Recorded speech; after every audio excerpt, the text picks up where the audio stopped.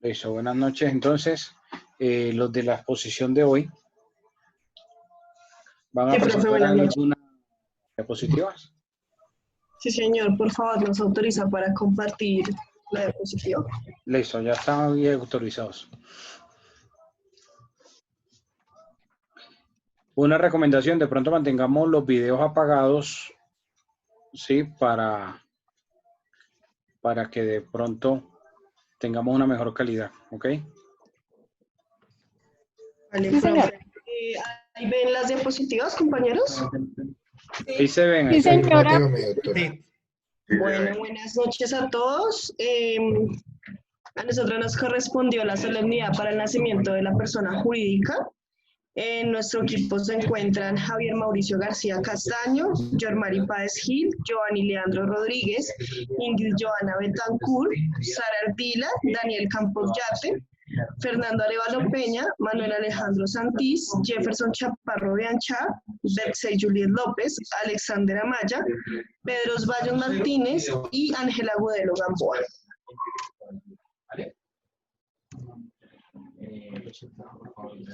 Bueno, para continuar con este proceso, vamos a revisar el línea. Listo, compañeros, ya podemos comenzar.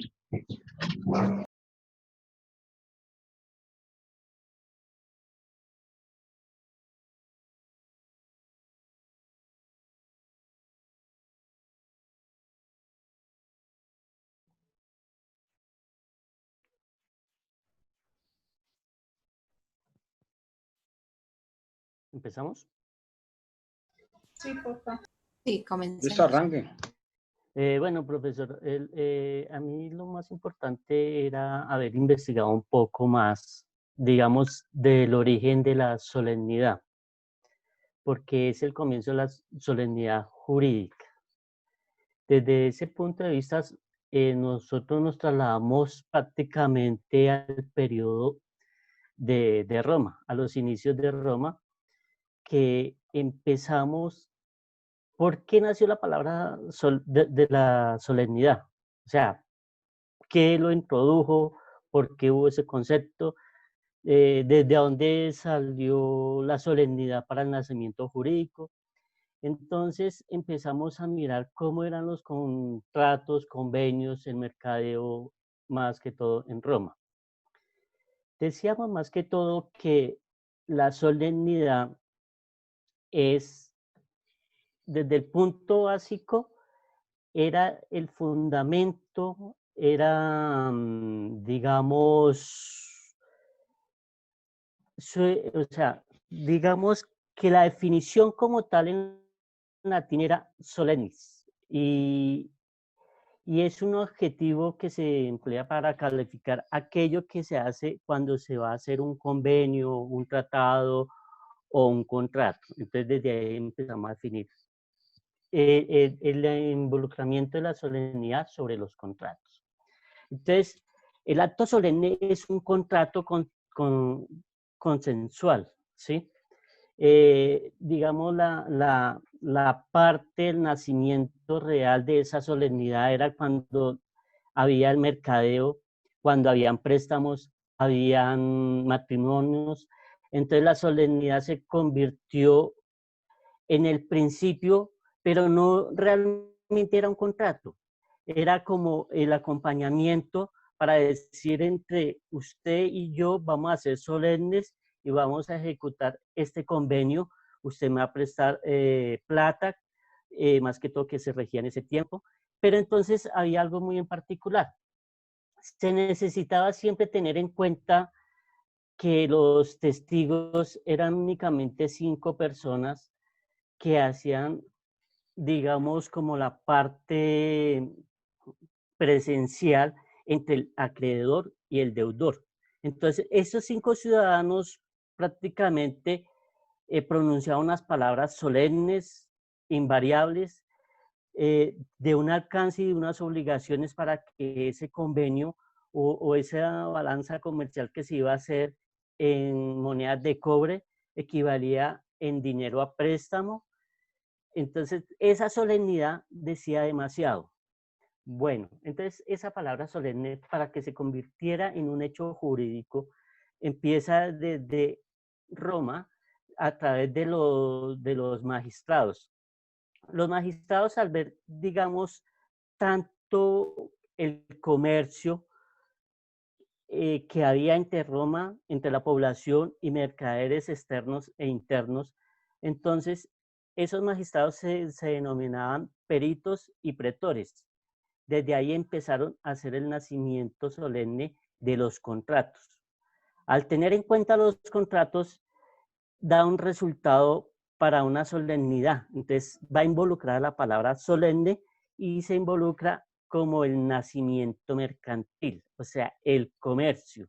Entonces prácticamente los pretores y peritos, que eran los magistrados, dieron origen, digamos, más que todo a un derecho o persona jurídica.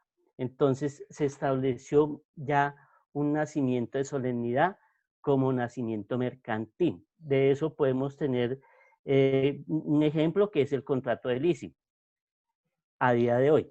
Pero antiguamente esos contratos mercantiles ya estaban ya regidos y se formó el famoso contrato.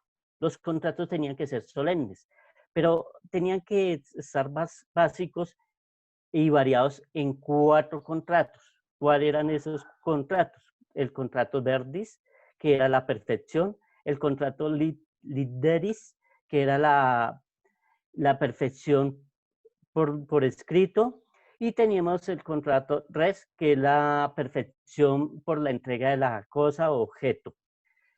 También tenemos el contrato census, que se perfecciona por medio de contratos que expresa cualquier forma y se va perfeccionando.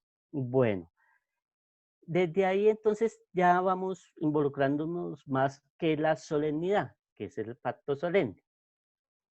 Bueno, dicho esto y demás, podemos tener en cuenta que el nacimiento jurídico de la solemnidad empieza a través de esos conceptos en Roma.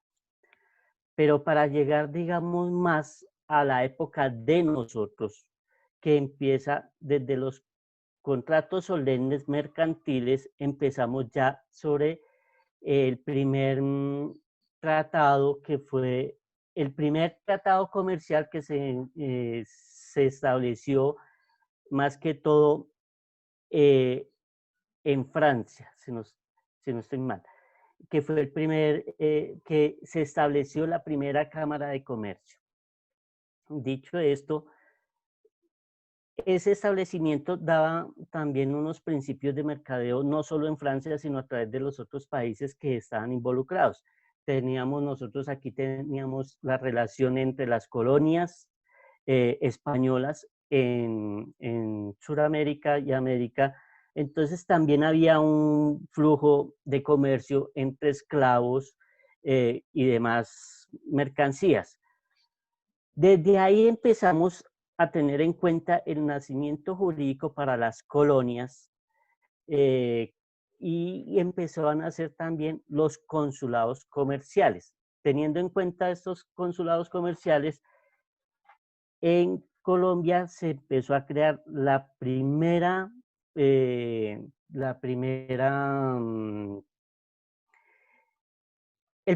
consulado. El primer consulado comercial que empezó a originarse desde Cartagena de Indias, basado iba regido sobre el registro mercantil de España, que ya España tenía su registro mercantil porque ya éramos colonias españolas, pero a través de la independencia, estas colonias prácticamente fueron autónomas de España. Entonces fue cuando se sacó el primer consulado en Cartagena. Entonces podemos tener en cuenta que el 6 de octubre de 1878 nació la primera Cámara de Comercio en Bogotá.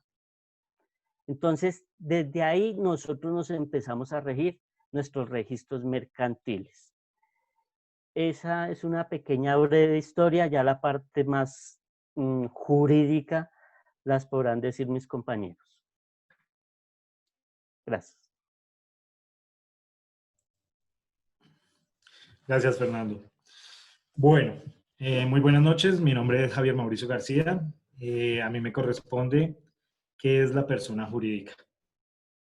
Entonces, pues, para saber de este tema, pues nos tenemos que remitir primero que...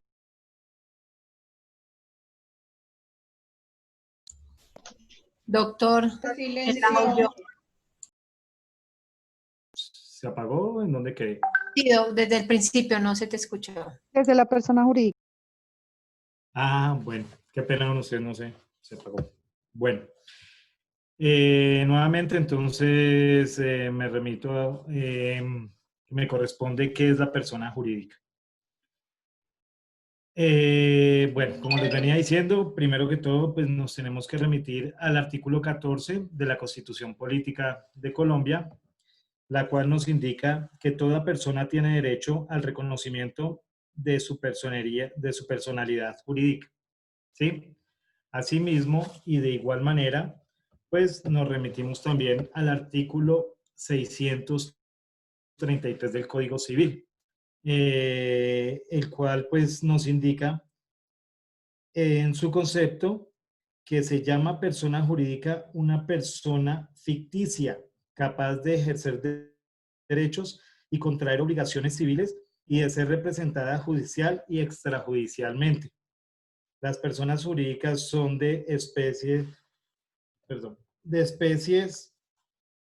corporaciones y fundaciones de beneficencia pública. Hay personas jurídicas que participan de uno y otro carácter. Bueno, entonces esto lo que nos indica, mis doctores, es que una persona jurídica es todo un ente susceptible de adquirir derechos y de contraer obligaciones. Esto con el fin de cumplir con los objetos sociales y con los fines para los cuales es creada cada una de estas personas jurídicas. También podríamos decir que son organizaciones o entidades con personería jurídica formada por una o varias personas, según el tipo de empresa que pretendamos iniciar. ¿Mm? Bueno, ya con esto pues tenemos una idea de qué es la persona jurídica. Digamos que podríamos tener un ejemplo en este momento sobre una persona jurídica. Entonces, voy a dar mi ejemplo. Mi ejemplo es, por ejemplo, que Ingrid y Alexander, que pues, también están en mi grupo, ellos conforman una sociedad. Esta sociedad la dedican a la venta de pizzas. Entonces, como lo indica el artículo 14 de la Constitución, pues cuando se conforma la persona jurídica, tenemos unos atributos y que traen una capacidad que es el objeto social, el nombre, que es la razón social. En mi ejemplo, pues el nombre que le colocó Ingrid y Alexander a su empresa es Picati Pizzería. Picati Pizzería SAS. Bueno, yo le puse así al ejemplo, ¿sí? También tiene una dirección, entonces pues la dirección es la parte donde se ubica esta pizzería, ¿sí? Ya ellos al tener, digamos, estos atributos de la persona jurídica, ya ellos como persona jurídica y no como personas naturales, ni Ingrid ni Alexander, pues ya es la persona jurídica. O sea, Picati Pizzería, la que tendría ya esos compromisos con los proveedores y el pago de todo de lo que depende de la pizzería. Entonces, por ejemplo, cuando van a comprar pues todo lo que necesitan, los insumos y todo esto, ya no los van a comprar a nombre de Ingrid y de Alexander, sino los van a ir a comprar a nombre de Picati Pizzería. Pero asimismo, digamos que lo que ellos van a percibir, también lo perciben a nombre de la razón social de Picati Pizzería SAS en este momento. Entonces, ellos van a tener una facturación, que esa facturación pues, va a estar a nombre de la razón social, que es Picati Pizzería en este momento. Entonces, digamos que eso es como un resumen de qué sería la persona jurídica y pues espero que les haya quedado un poco claro. Muchas gracias.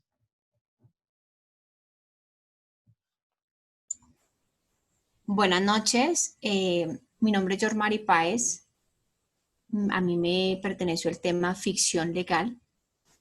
El tema de ficción legal, les voy a leer lo que dice la diapositiva y luego les doy un pequeño ejemplo. Esta teoría fue desarrollada por Savini en el siglo XIX. Fue la teoría que tomó Andrés Bello para definir persona jurídica en el Código Civil chileno. Andrés Bello también redactó el Código Civil colombiano. Esta teoría afirma que estos seres creados artificialmente son ficticios, pues no existen naturalmente como personas físicas, sino solo para fines jurídicos. Esta teoría pone énfasis en el aspecto teórico instrumental de la persona jurídica. Yo les diría a ustedes que la ficción legal lo defino como un procedimiento o un artificio jurídico, mediante el cual con un soporte normativo se obtienen efectos jurídicos de una relación que realmente no existe, como se hace se produce o se da por el término de que se hace un efecto legal, ¿sí? Entonces el ejemplo que yo traje para que queden claros mis doctores es el tema de la adopción. El tema de la adopción, yo, Yormari Páez, con mi esposo puedo adoptar la niña o el niño, ¿sí? Para mí da un efecto legal porque queda mi hija con mi apellido y apellido con mi hijo, ¿sí? Con mi esposo. Pero algo que sí tiene que quedar claro es que no somos los padres biológicos, pero a su vez a nosotros nos da un efecto legal. Eso es como un cuasi legítimo. O sea, siento que es un ejemplo súper claro de ficción legal. Les agradezco, doctores.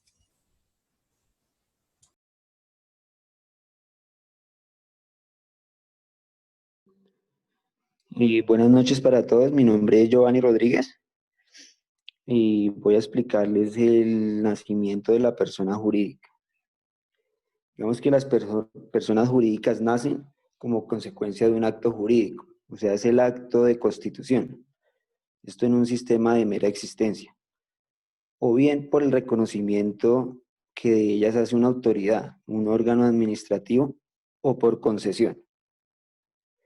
Esto quiere decir que la simple asociación comienza su existencia como persona jurídica a partir de la fecha del acto constitutivo. Por ejemplo, el nacimiento de la persona jurídica en Colombia basta con la firma del acto que se presenta ante la autoridad competente para su reconocimiento. Digamos que las sociedades deben otorgar una escritura pública y de ahí pasar copia a la Cámara de Comercio e inscribirse en el registro mercantil. Y a grosso modo podemos decir que pues esto es básicamente lo que en Colombia se necesita para que nazca una persona jurídica. Muchas gracias.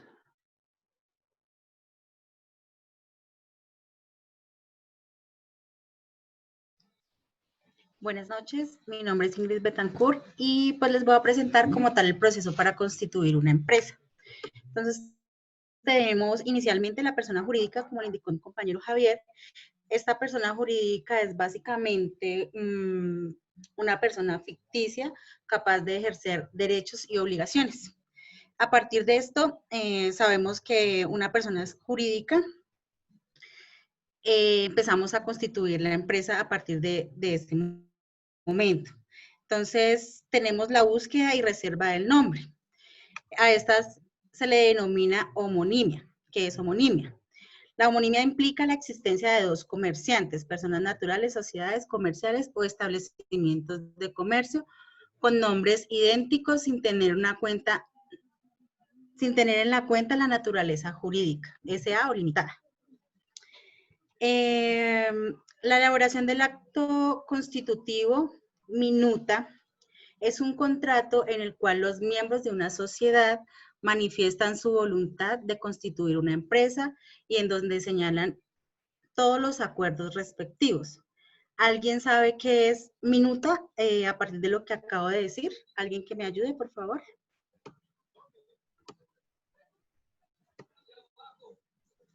No todos. Bueno, ¿Qué es que, perdón? Son los minuta. estatutos, ¿no? Sí, son como los estatutos, es como un acta, una pequeña acta que se crea en el momento de construir la empresa. Ok, entonces les voy a leer como tal la definición. Es un documento elaborado por un abogado que contiene el acto de la constitución de la empresa, llamado contrato, que debe presentarse ante un notario para su elevación ante escritura pública. La minuta contiene la descripción de la actividad económica que realizará. ¿Les quedó claro? ¿Alguna duda, compañeros? Gracias, mi doctora. Bueno, entonces vamos con el abono a capital y bienes. Este aporte se puede realizar abriendo una cuenta de un banco donde se depositará el dinero que cada uno de los socios o que yo como persona jurídica quiera aportar para la empresa, realizando así inventarios que especifiquen la cantidad o el costo de los bienes de cada negocio o de cada socio que ingrese a la empresa. Dentro de una empresa existen varios tipos de capital necesarios para llevar a cabo una actividad económica, como lo son el capital emitido por acciones, el capital fijo de bienes, el capital financiero, que son los bienes monetarios, y el capital social, que es las aportaciones de los socios. De igual manera, hay un último capital que sería el capital humano. También tenemos la elaboración de la escritura pública. Como lo indiqué anteriormente, es un documento público que contiene la declaración de voluntades de una o varias personas para hacer un contrato. Inscripción de registros públicos. Es necesario realizar este trámite cuando se constituye una empresa en sociedad con otras personas, ya que ésta otorga el valor probatorio que especifica y da origen al compromiso. Listo. Por último tenemos la inscripción del registro, el RUC, que es el Registro Único Contribuyente para Persona Jurídica. Este es un mecanismo de la DIAN para identificar y clasificar las personas y entidades contribuyentes y no contribuyentes. Hasta ahí me correspondía. No sé si tengan algo igual. No me quedó muy claro lo del capital. No me quedó muy claro lo del capital. Ingrid, te perdiste en la última parte porque no se te escuchó. No me... Y lo que dijo sobre lo del capital humano no me quedó muy claro. ¿Escuchas? El capital, un tipo de capital. Ingrid, es que se te está para llevar a cabo. Ingrid, se te está cortando, pero si quieres yo te ayudo confirmándole a mi compañero. El capital humano puede ser, por ejemplo, en el ejemplo que daba Javier de la pizzería, es que tú tienes la receta para hacer esa pizza. Entonces, eso es un capital humano que solo tú como socio aportas a la compañía. Otra persona tiene la receta para amasarla, otra sabe cuánto tiempo se debe hornear. Eso es el capital humano. Sí, una cosa, y eso también va dividido dentro de la estipulación de la escritura que se presenta entre Cámara y Comercio. Ese es el capital humano, el conocimiento que tenemos, que definitivamente no está plasmado en la ley ni en ninguna parte, como los socios y los dueños de Coca-Cola. No sé si ustedes sabían que en Coca-Cola solo 2 personas se saben la fórmula completa de verdad de cómo es la Coca-Cola, y ellos 2 no se pueden encontrar y nadie sabe quiénes son. Porque evidentemente donde la fórmula salga a la luz, pues la empresa caería en una quiebra. Entonces, eso es el capital humano. Muchas gracias, Arita. Muchas gracias. Sí, son 2, uno de Estados Unidos y el otro no me acuerdo de dónde es que es. Pero sí, sí. Gracias por la explicación.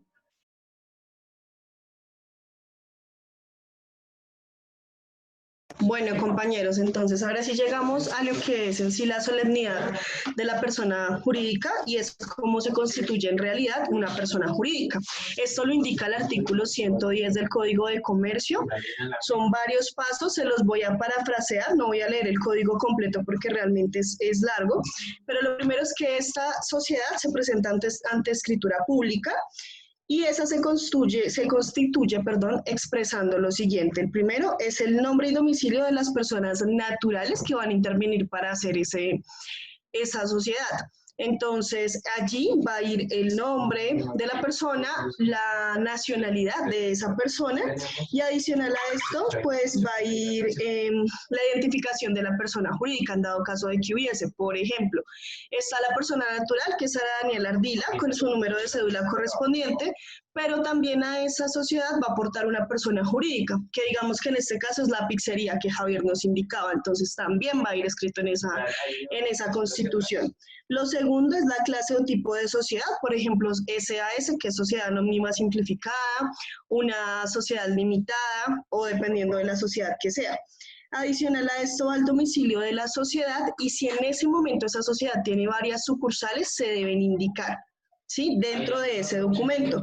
Por otra parte va el objeto social por el cual está constituida esta empresa o el negocio de la sociedad, donde se hace la enunciación clara y expresa de qué es la razón de la cual se creó. Por ejemplo, es una pizzería que hace pizzas, ejemplo.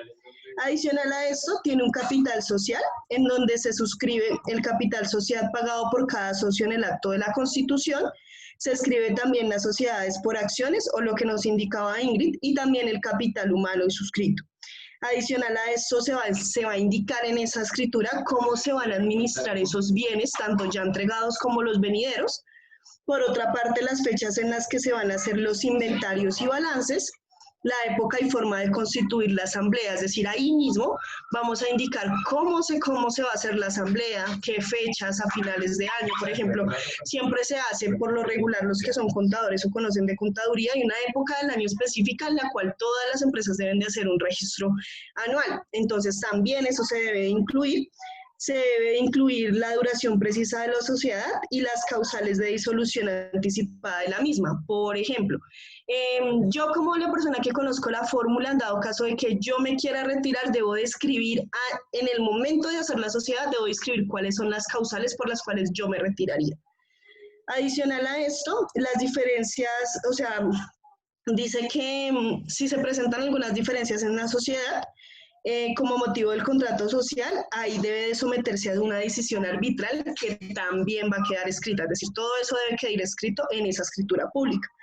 Por otra parte, se va a dejar escrito también el representante legal y se va a especificar en dónde vive ese representante legal, cómo se puede notificar, todo eso se debe de escribir también legalmente, porque pues una cosa son los socios y otra cosa es el representante legal. ¿Sí?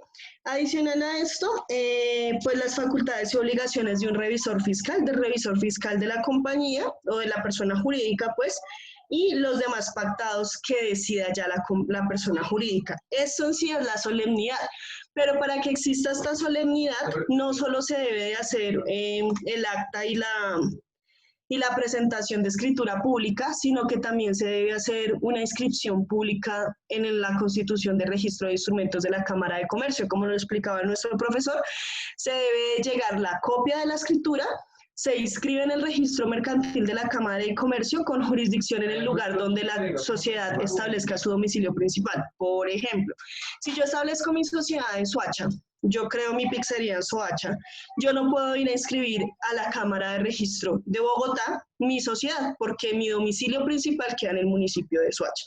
¿Sí? Perdón.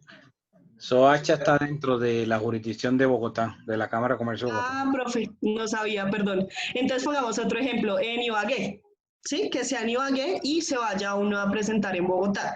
No, se debe hacer directamente en la Cámara de Comercio de Bogotá, de Ibagué, perdón, si el domicilio principal está en Ibagué. Sí, es diferente a las sucursales. Las sucursales pueden estar en todo lugar, pero el domicilio principal debe ser en donde se presenta, se registra ante la Cámara de Comercio. Adicional a esto, cuando se hagan aportes de inmuebles o derechos reales relativos a la clase de bienes o se establezcan gravámenes o limitaciones sobre los mismos, la escritura social, o sea, cuando se crea la escritura, se debe registrar en la forma y lugares prescritos en el Código Civil para los actos relacionados con la propiedad del inmueble. Es decir, todo se debe regir también, no solo bajo el Código de Comercio, sino bajo el Código Civil. Y por otra parte, aquí pues escribimos qué sucede en dado caso de que no se registre la sociedad ante la Cámara de Comercio.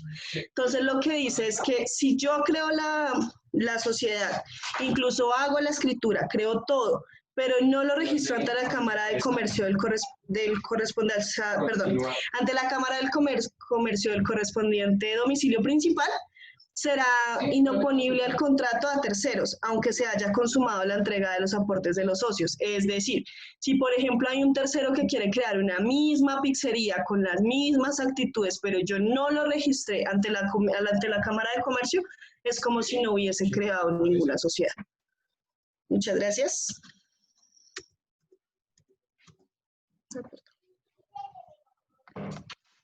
Buenas noches. Yo les voy a hacer una introducción acerca de los atributos que debe cumplir una persona jurídica. Y pues para eso tengo que retomar algo que ya les mencionó mi compañero, que es la definición de una persona jurídica. La persona jurídica tiene una personalidad propia y es muy distinta de las personas del común, aunque esas personas pues la conformen, ¿sí?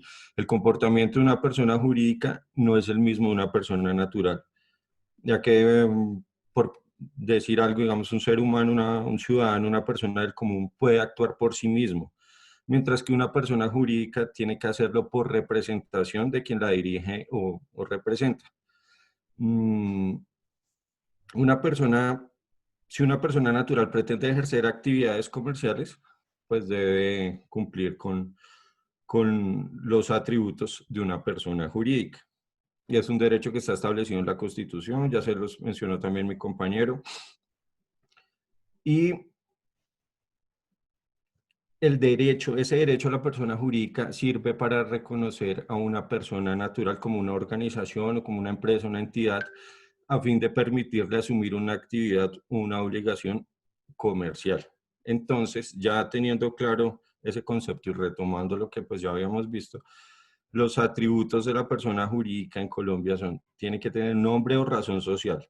La razón social no necesariamente tiene que ser el nombre de la persona que lo creó o de los fundadores.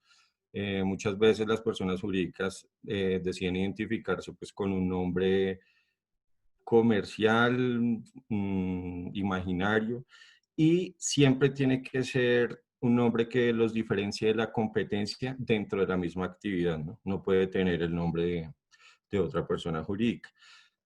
Otro atributo es que tiene que tener un domicilio, y el domicilio está establecido en los estatutos del artículo 86 del Código Civil, que dice que el domicilio de los establecimientos, corporaciones y asociaciones reconocidas por la ley es el lugar donde está situada su administración o dirección, salvo lo que dispusieren sus estatutos o leyes especiales. Entonces es así como a la claridad de la norma, pues es jurídicamente viable que el domicilio de una sociedad pueda ser el de la residencia de una persona natural, independiente de si es el lugar de ubicación, o sea, es de uso residencial o comercial. Las personas jurídicas tienen el domicilio que se designa en sus estatutos o contratos. Ya mi compañera les comentó acerca de las sucursales. También la nacionalidad es otro atributo que se basa en la aplicación de la ley en el espacio donde está es fundado. O sea, se tiene que regir bajo el ordenamiento jurídico del país en el que se encuentra localizada, ¿sí? En el lugar donde fue constituida, donde pues va a desarrollar la actividad comercial. La capacidad, el atributo de la capacidad hace referencia a que se debe tener idoneidad para ejercer plenamente el ejercicio comercial en el que se sitúa la actividad.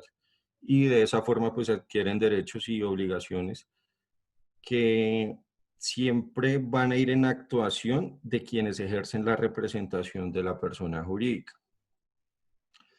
Las personas jurídicas pueden desempeñar cualquier actuación que conduzca a la obtención del fin social con el que fueron creadas, sin importar pues que su finalidad no sea no lucrativa. Las personas jurídicas pueden realizar todo tipo de actividades comerciales y esas personas jurídicas están habilitadas siempre y cuando su objeto esté relacionado con los fines que dieron origen a su creación.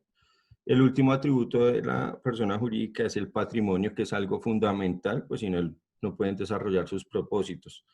El patrimonio de una persona jurídica es el conjunto de relaciones, o sea, como entre activas o pasivas, entre derechos y obligaciones, que en el momento conforman la esfera patrimonial. Todo eso va atado al capital monetario con el que se va a financiar la persona jurídica desde su origen y pues el desarrollo con el fin que fue creada. Y muchas gracias.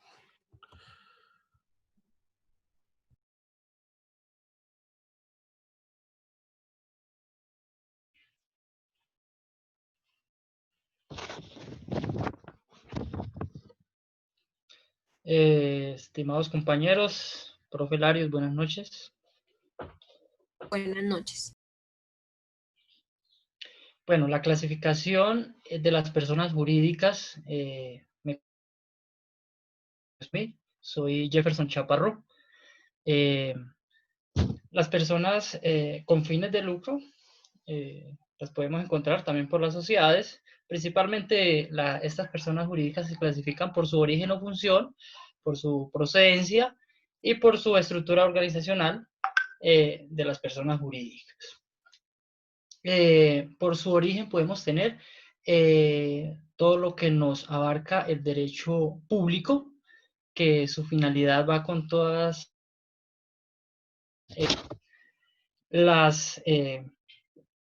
la finalidad presenta el servicio público, ¿no? En esto podemos tener todas las entidades del Estado, todo lo que está conformado por entidades públicas.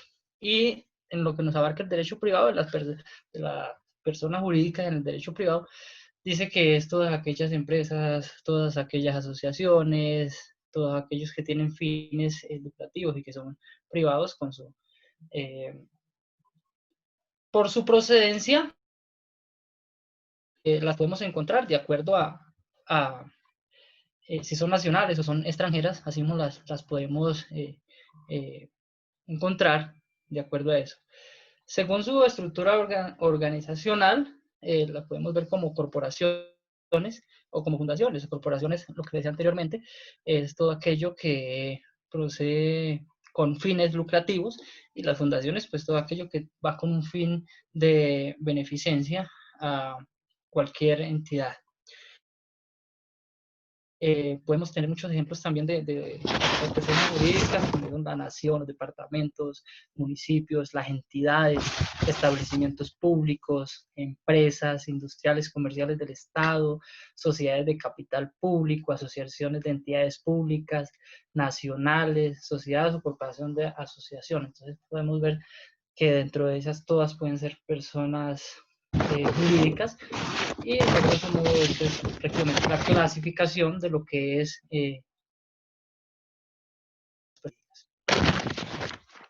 muchas gracias.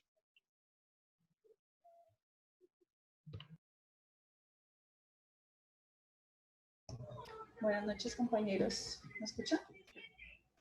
Claro que sí, Doc. Te escuchamos claro.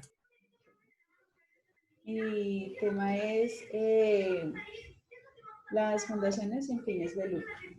Bueno, estas son organizaciones constituidas sin fin de lucro que por voluntad de sus creadores tienen afectado de modo duradero su patrimonio a la realización de fines de interés general.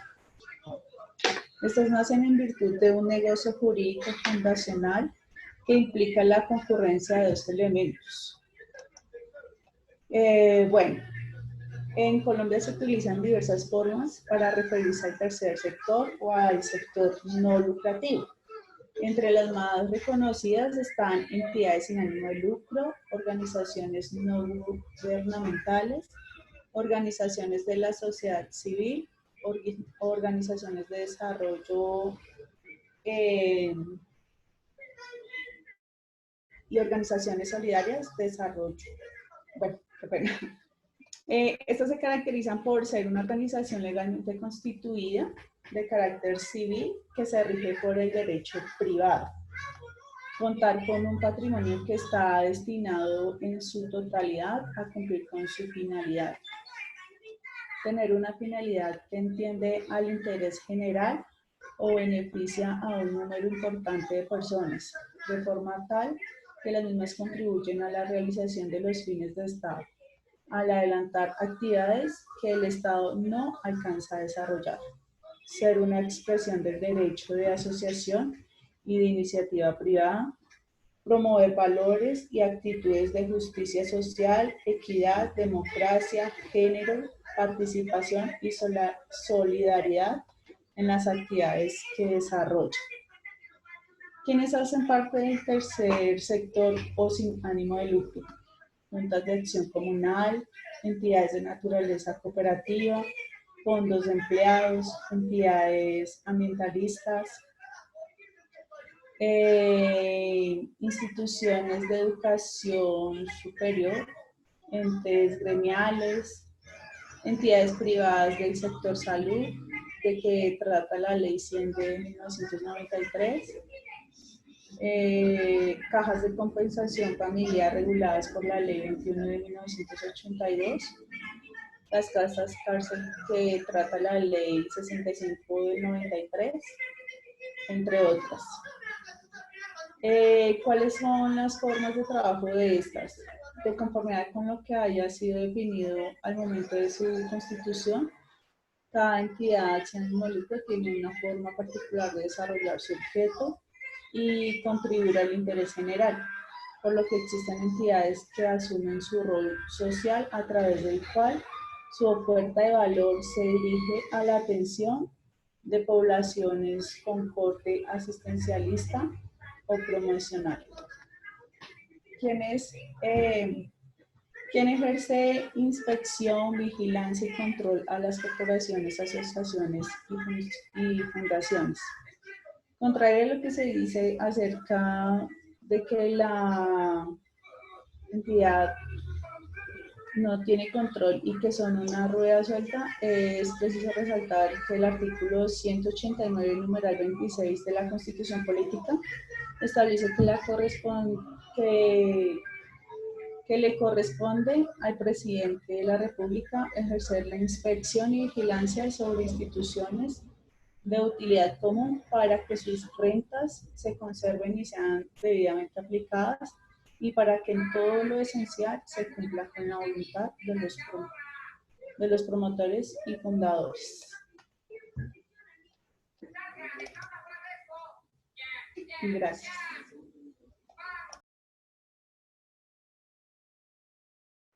Buenas noches, mis doctores. Me presento, mi nombre es Alexander Amaya. Me correspondió tipos de personas jurídicas. Entonces, personas jurídicas de derecho público son aquellas instituciones que representan al Estado o que son parte del mismo. Quiere decir todas las entidades que están facultadas dentro del mismo Estado para obrar en su nombre. Se encuentran registrados y pertenecen al Estado o al gobierno correspondiente. Este tipo de personas jurídicas se subdivide en personas jurídicas de derecho público externo que actúan por fuera del país en representación del mismo Estado y las internas que representan los intereses del gobierno o del Estado como tal. Tenemos las personas jurídicas de derecho privado. Son aquellas instituciones de carácter particular que son regulados por el Estado a través de las cámaras de comercio y la creación de estas mismas, y especificados según la ley, tales como empresas, asociaciones, sociedades civiles mercantiles, cooperativas, etc. Unas con fines lucrativos y otras sin fines lucrativos.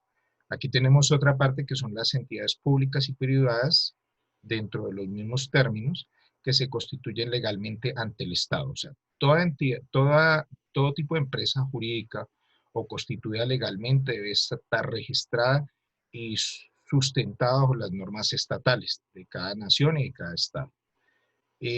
Con ciertos derechos y obligaciones, las personas jurídicas de derecho público representan a la autoridad en sus funciones administrativas, municipales y ministeriales.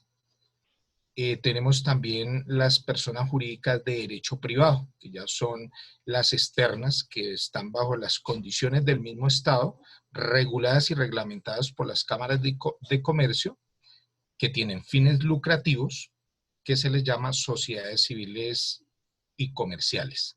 Y las no lucrativas, que como lo mencionaban varios de mis doctores, son aquellas que son, por ejemplo, las cooperativas, los fondos de empleados, o sea, que no persiguen un fin lucrativo, honoroso, económico, sino tienen más que todo es como una razón social de prestar un servicio con respecto al tema social.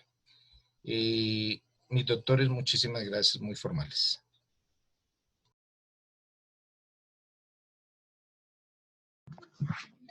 Buenas noches, me presento. Mi nombre es Pedro Baños y yo le voy a dar algunos de los ejemplos de personas jurídicas con fines de lucro. Ya como algunos de los compañeros le pudieron explicar lo que son las empresas que reciben beneficios, las que son de lucro, las que reciben beneficios. Y empresas internacionales de tecnología como lo son Microsoft, Samsung, Huawei, o empresas transnacionales como Ford, Chevrolet y Honda, o organizaciones no gubernamentales como Grand Prix, WWF Internacional, o bancos internacionales como BBVA Internacionales y HSBC. Muchas gracias.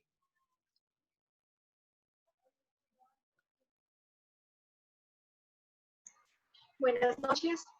Les voy a dar los ejemplos de las personas jurídicas sin fines de lucro. Los ejemplos son World Vision, Asociación Civil por los Chicos para los Derechos de la Niñez, Centros Religiosos, Consejo Danés para los Refugiados, Médicos Sin Fronteras, Clubes Deportivos, Refugio Asociación Civil para los Derechos del Animal, Centros Barriales, Centros por la Justicia y el Derecho Internacional, Centro de Jubilados, Amnistía Internacional, Foro de Estudios sobre la Administración de Justicia, Asociación Civil, Enfermedad de Parkinson, UNICEF. Ya a mis compañeros les había dado la definición de personas sin fines de lucro.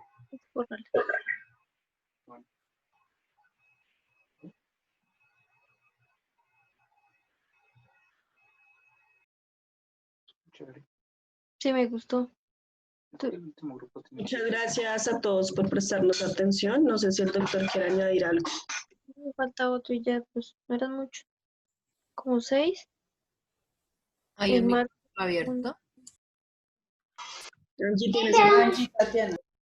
Claro, me toca aportar bastante porque la verdad se fueron muy por las arandelas y sobre el grueso no hablaron mucho. A ver, necesito que uno del grupo me busque el artículo 110 del Código de Comercio y otra persona me busque el artículo 22 de la Ley 1014 y me van a leer ambos artículos.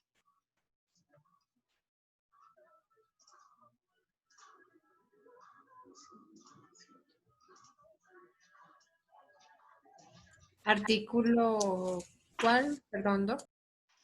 Primero leamos el 110 del Código de Comercio.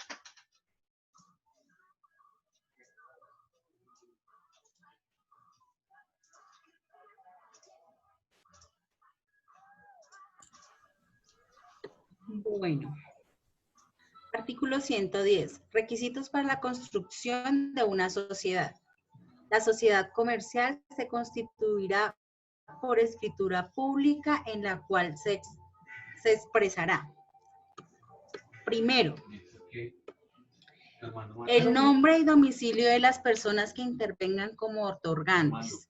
con el nombre de las personas naturales, deberá indicarse su nacionalidad y documento de identificación legal, con el nombre de las personas jurídicas, la ley, decreto o escritura de que se deriva su existencia. ¿Paro ahí o continúo? Todo el artículo. Ok. Dale, Dos, dale, Ingrid, la yo te- clase o tipo de sociedad que se constituye y el nombre de la misma, formado como se dispone en relación con cada uno de los tipos de sociedad que regula este código.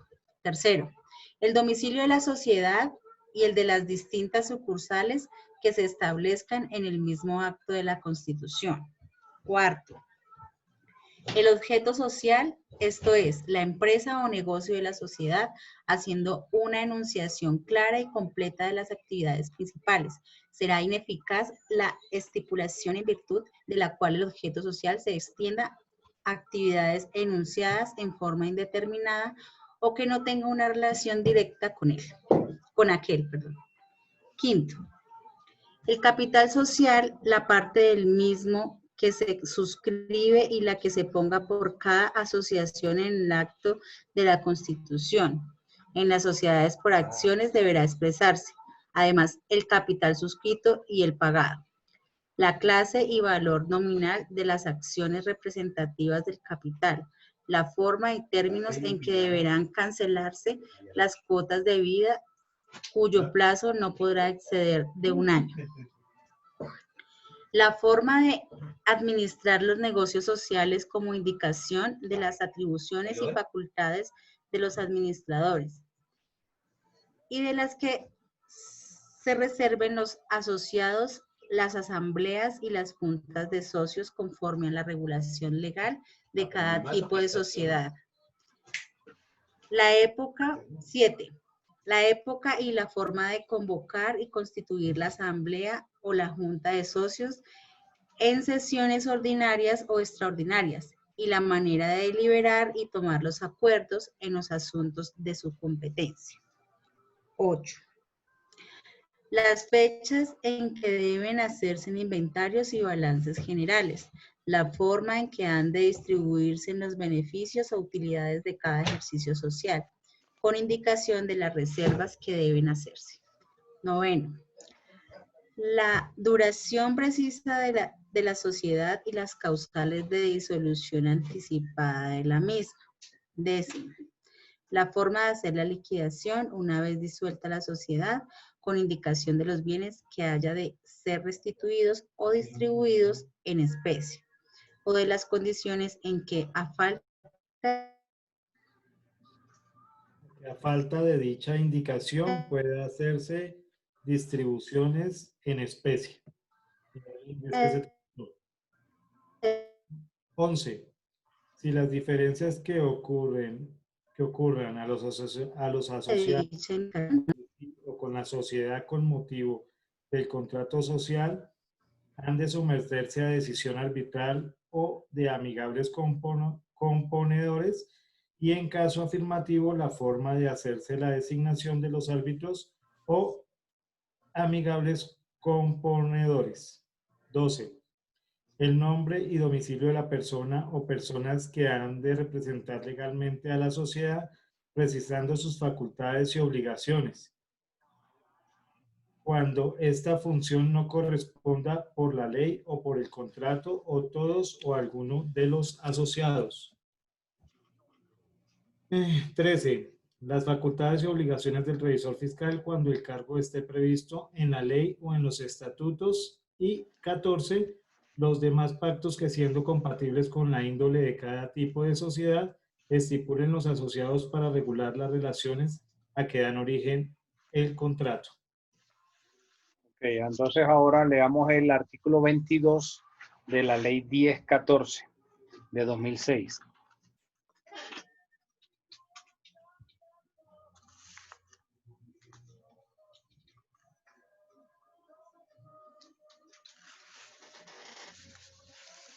¿Quién lo lee?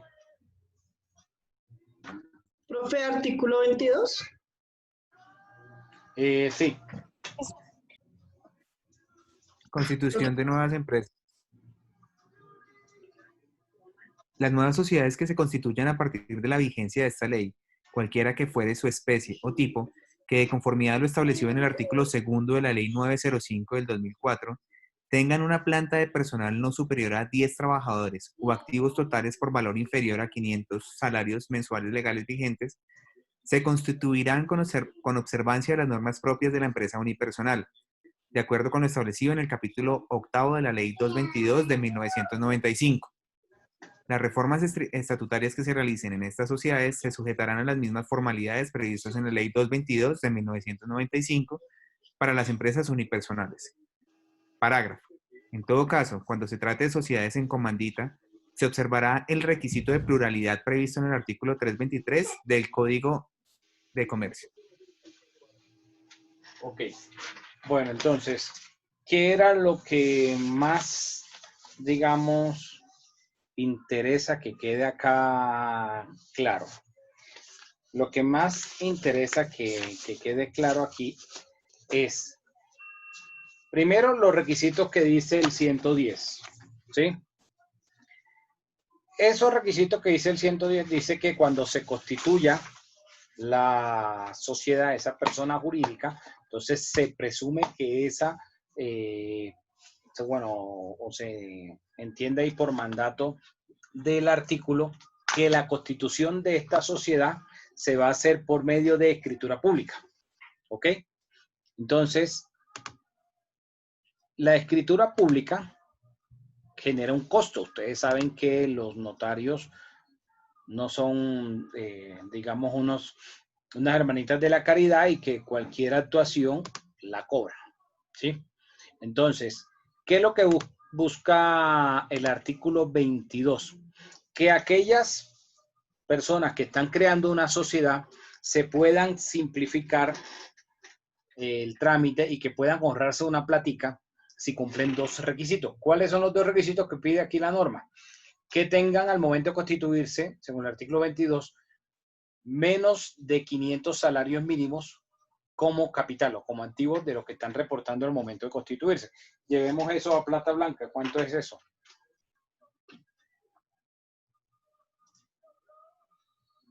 ¿Quién me hace el favor de sacarme el cálculo? 400 millones más o menos, 400 millones. 500 salarios mínimos, doctor. El salario está en 877, si no estoy mal. Entonces, multiplicar esa suma por 500 debe dar como unos 440, más o menos. 438.500, mi doctor. Estoy casi le pego, 438.500.000. Entonces, si al momento de que la sociedad que se está constituyendo tiene un capital menor a 438.500 y tiene menos de 10 empleados, se ahorran la escritura pública. Es decir, el documento por el cual constituyeron la sociedad lo llevan al registro directamente, sin pasarlo por la notaría para... ¿Cuántos empleados? Dice que tenga menos de 10, pero si apenas está empezando, no ha nacido, pues obviamente que no tiene empleados. Entonces va a colocar 0 empleados, ¿sí?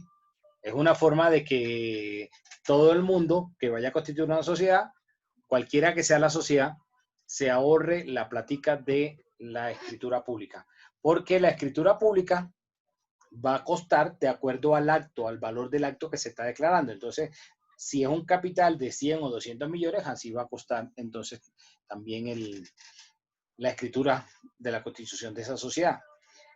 Entonces, lo que aquí buscó el legislador en el 2006, en esta ley que se llama la Ley del Emprendimiento, es simplificar la creación de una sociedad. Ahora, cuando se va a llevar para el registro a la Cámara de Comercio ese documento privado, debe realizarse previamente un trámite que se llama el PRERUC. Y es entrar a la página web de la DIAN y tramitar el PRERUC. Es decir, como si fuera el RUC, pero previo al registro. Y hay una opción donde se dice que es para presentar en la Cámara de Comercio. Se hace ese PRERUC, se anexa al documento de constitución, la persona que están firmando el documento, o si es una sola o son varias, lo presenta en la Cámara presenta la copia de la cédula y se procede al diligenciamiento de los formularios que tiene la Cámara de Comercio. ¿Cuál es el formulario? El formulario del RUES, que es el Registro Único Empresarial y Social, el formulario de registro con otras entidades, que es el de la Secretaría de Hacienda Distrital, y en estos dos documentos o estos dos formularios se le anexan a los documentos que ya mencioné anteriormente. Entonces, si ustedes consultan en este momento en las cámaras de comercio, se puede lograr el registro el mismo día. O sea, se ha agilizado tanto la creación, para la creación de una empresa, las cosas, o se han, digamos, simplificado los trámites, que aproximadamente en 4 o 5 horas ya puede estar registrada la empresa en la Cámara de Comercio. Si ustedes hacen el registro en horas de la mañana, ese mismo día, en horas de la tarde, si todo estaba en orden, quedó registrada y se le asignaría el NIC según el convenio que tiene la DIAN y la Cámara de Comercio. Entonces, ustedes a los 2 o 3 días ya pueden sacar el certificado sin desplazarse hasta allá, hasta las instalaciones de la Cámara, y podrían haber culminado con el proceso de registro de una empresa, de una sociedad. Ahora que estamos en esta situación de virtualidad, la Cámara se le hace el registro de forma virtual. Se envía toda la documentación y se diligencia en línea los formularios. Es importante consultar la homonimia de que el nombre de la persona jurídica de la sociedad no esté ya registrado en ninguna cámara del país. ¿Alguna pregunta hasta acá de esto? Muchísimas gracias, doctor Larios. Pues, doctor, por lo general, cuando uno lleva esta documentación a Cámara de Comercio, siempre, primero que todo, lo hacen pasar al área jurídica para la revisión de los documentos, en todo tipo de sociedad. Y pues ahí sí ya uno va y paga ahí en la Cámara para ese tema. Le están respondiendo vía electrónica, fuera del aislamiento, porque también se hacía antes del tema del aislamiento, le respondían por vía electrónica si todo estaba al día o si ya podía ir a sacar el documento como tal. Lo que pasa es que después de que se hace, digamos, se obtiene el visto bueno de jurídico, que revisan que se cumplen los requisitos del artículo 110 que leímos ahorita, le dan el turno para que pase a la caja y pague. El pago se puede hacer en línea también. Igual para la renovación, cuando uno hace la renovación, se puede hacer en línea. Y los pagos se pueden hacer en línea ya desde hace rato, no solo por este tema de la pandemia. Ya estaban implementados estos servicios virtuales ya hace varios añitos. Bueno, ¿alguna pregunta hasta acá? ¿Le quedó claro, doctor Javier? Claro que sí, mi doctora. Bueno, yo tengo entonces unas preguntas aquí. Vamos a ver. Diego Cabra.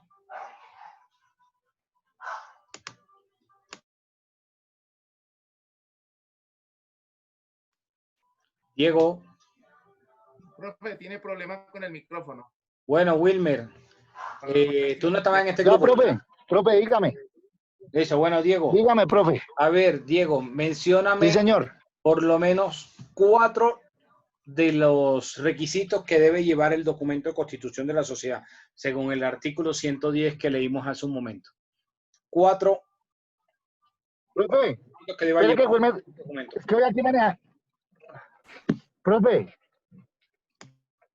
Bueno, entonces dámosle el turno a Wilmer. A Wilmer.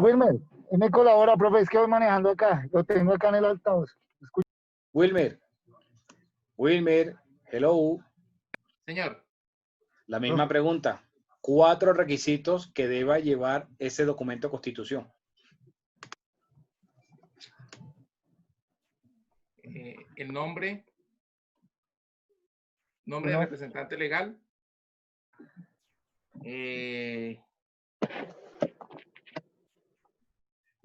La dirección para la notificación.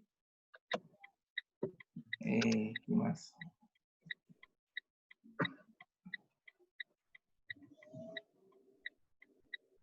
Van 3. Institución.